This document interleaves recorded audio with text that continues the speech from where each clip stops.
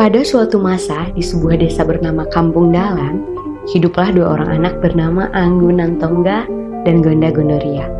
Keduanya sudah dijodohkan sejak mereka lahir. Anggunan Tongga hidup sebatang kara sejak ia kecil. Ibunya telah meninggal ketika ia dilahirkan dan ayahnya juga turut meninggalkannya ketika beliau kecil. Beberapa tahun berlalu, Anggunan Tongga tumbuh besar menjadi pria yang cerdas dan dihormati. Karena itu, kemudian ia diberi gelar Mage Jambang. Sementara itu, di kampung lain, hiduplah seorang bangsawan bernama Nangkondobaha. Nangkondobaha membuat sebuah sayembara yang bertujuan untuk mencari seorang laki-laki dan dijadikan suami untuk adik perempuannya. Anggunan Tongga tidak sengaja mendengar kabar tersebut, dan kemudian ia merasa tertantang untuk mengikuti sayembara itu. Kemudian, Anggunan Tongga pergi meminta izin kepada Mande Sutusuri. Namun, langsung ditolak olehnya. Walaupun tidak mendapat izin, Anggunan Tongga tetap bersikeras untuk mengikuti sayembara itu. Pertandingan demi pertandingan, ia menangkan, hingga pada akhirnya ia mampu mengalahkan Nangkondobaha. Kekalahan itu membuat Nangkondobaha merasa dipermalukan. Kemudian ia memfitnah Anggunan Tongga.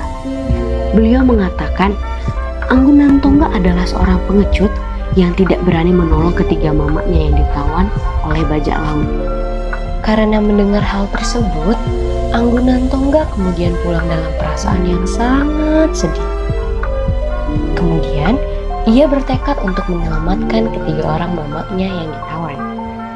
Sebelum pergi, Anggunan Tongga meminta izin kepada Mande Sutusuri dan Gonda Gondoria.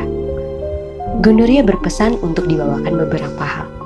Ia ingin dibawakan beruk bermain kecapi, kain Cina yang tak basah air, dan juga burung nuri yang bisa bicara. Setelah merasa siap, berangkatlah Anggunan Tongga ditemani oleh Bujang Selamat dan seorang nakoda kapal yang bernama Malinci Ameh. Setelah sekian lama berlayar, sampailah Anggunan Tongga di sebuah pulau, yaitu Pulau Binuang Sati, tempat di mana ketiga mamaknya ditawan. Sesampainya di sana, Anggunan Tongga bertemu dengan Panglima Bajak Laut beserta pasukannya. Mereka kemudian mengusir Anggunan Tongga.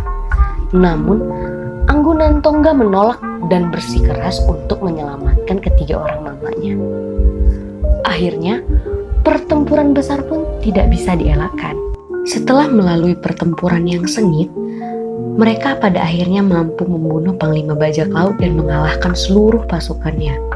Namun, Nantongga hanya berhasil menyelamatkan satu dari tiga mamaknya, karena kedua mamaknya yang lain berhasil melarikan diri. Dan salah satu di antara mereka telah menjadi raja di kota Tanau. Mendengar berita itu, Nantongga dan Bujang Selamat pergi ke kota Tanau, sedangkan Malinci Ameh pulang dengan kapal rampasan perang untuk memberi kabar. Beberapa waktu kemudian, sampailah Malinci Ameh di kampung halamannya.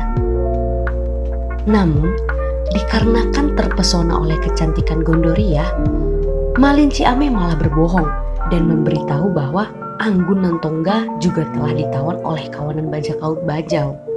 Karena menghilangnya Nantongga, maka Malinci Ameh kemudian diangkat menjadi raja. Lalu ia mengirim utusan untuk menjadikan Gondoria sebagai istrinya. Namun, lamaran itu ditolak langsung oleh Gondoria karena beliau masih berduka dengan apa yang terjadi dengan Nantongga. Di lain tempat, Nantongga telah tiba di kota Tanau. Di sana, Anggunan Tongga secara tidak sengaja menemukan burung nuri yang bisa bicara. Namun, burung tersebut ternyata dimiliki oleh seorang putri. Putri itu bernama Andami Sutan. Kemudian, ia memohon kepada Putri Andami untuk memberikan burung tersebut. Namun, Putri Andami mengajukan sebuah syarat. Syarat itu mengharuskan Nantongga untuk menikahinya. Karena perasaan cintanya kepada Gondoria, Anggun Nantongga akhirnya terpaksa menikahi Putri Andami supaya beliau bisa mendapatkan burung nuri ajaib tersebut.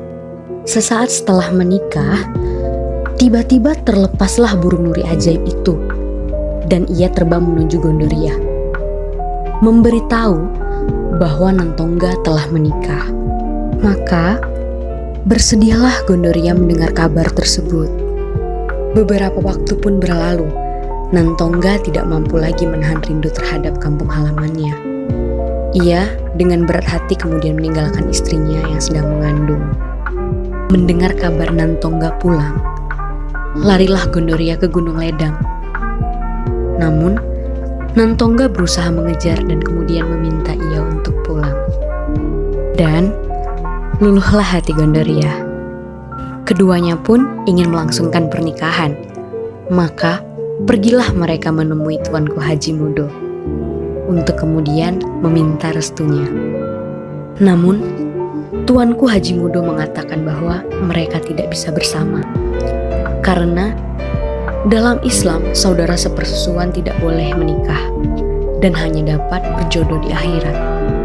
Sore pun datang. Mereka belum juga pulang. Mande Sutusuri cemas dan kemudian pergi mencari mereka. Bertemulah ia dengan Bujang Selamat dan bertanya, di manakah mereka?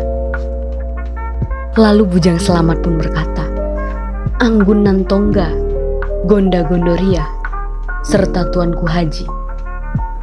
Mereka sudah naik ke langit.